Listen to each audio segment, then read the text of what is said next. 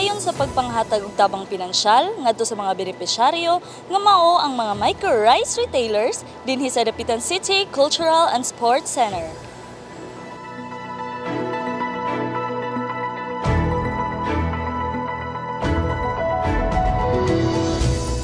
Tungod sa nagkataas ang presyo sa bugas, nga labing nakaapekto sa mga katawhan sa tibuok nasod, si Presidente Ferdinand Bongbong Marcos nagmugna og usa ka Executive Order No. 39 Series of 2023 kon imposisyon of mandated price ceilings in rice nga makahatag og dakong tabang ilabi na sa mga micro-rice retailers.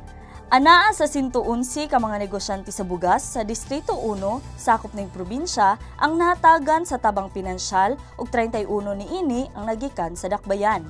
Mapasalamaton si Mayor Seth Frederick Bullet P. Haloshos nga nagtinabangay ang mga ahensya aron paghatod og serbisyo nga makahatag og dakong tabang sa ilang panginabuhian.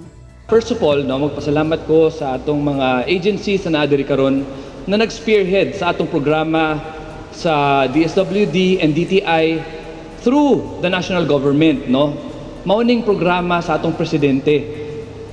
Muranig silbi tabang assistance sa atong mga rice retailers kamo, Ang ginhimo sa atong presidente is trying to fix the retailers para dili matamaan ang mga tao numupalit, para mababa niya gyud ang atong presyo sa bugas. That's his main objective. So siguro in time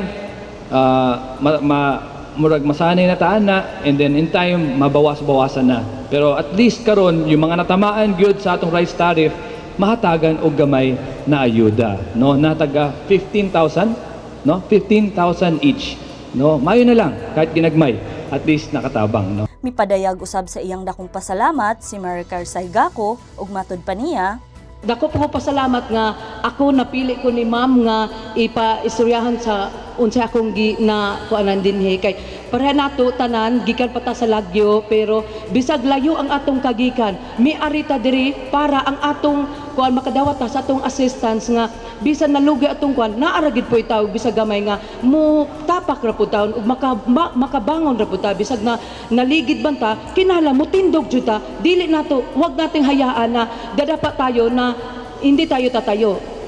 Habang may buhay, may pag-asa.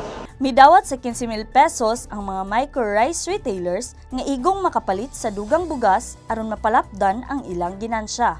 Nagtambayayong ang buhatan sa Department of Agriculture, Department of Social Welfare and Development, Department of Trade and Industry, Department of Interior and Local Government, Department of Provincial of Social Welfare and Development ug kagamhanang lokal sa Dapitan aron paghatod sa serbisyo alang sa mga katawhan sa Distrito 1. Ang maong kalihukan gipahigayon na adtong Setyembre 27 ning tuig sa Dapitan City Cultural and Sports Center.